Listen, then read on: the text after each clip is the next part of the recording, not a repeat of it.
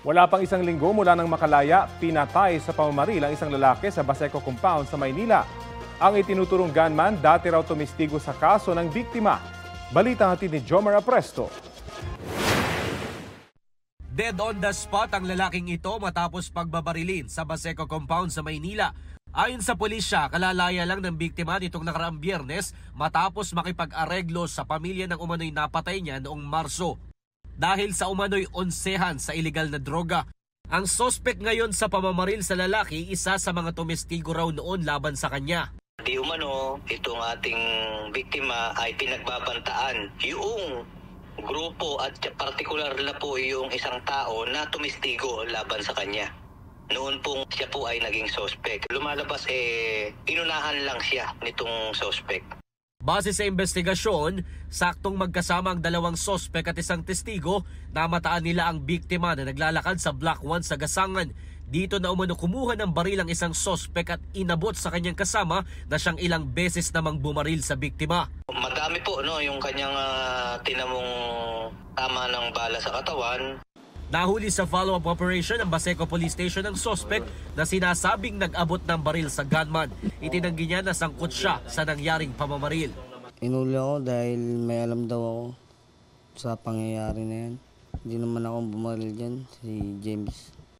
Napag-alaman na dati nang nakulong ang sospek dahil sa pagkukubli ng iligal na armas at iligal na sugal. Patuloy naman na tinutugis ng otoridad ng gunman na maharap rin sa reklamong murder. Jomer Apresto nagbabalita para sa GMA Integrated News.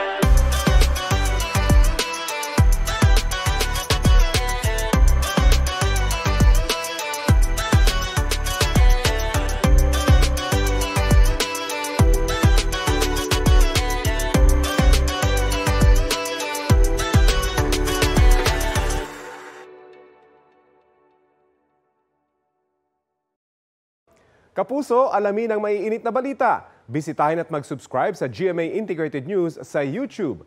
Sa mga kapuso abroad, samahan niyo kami sa GMA Pinoy TV at sa www.gmanews.tv.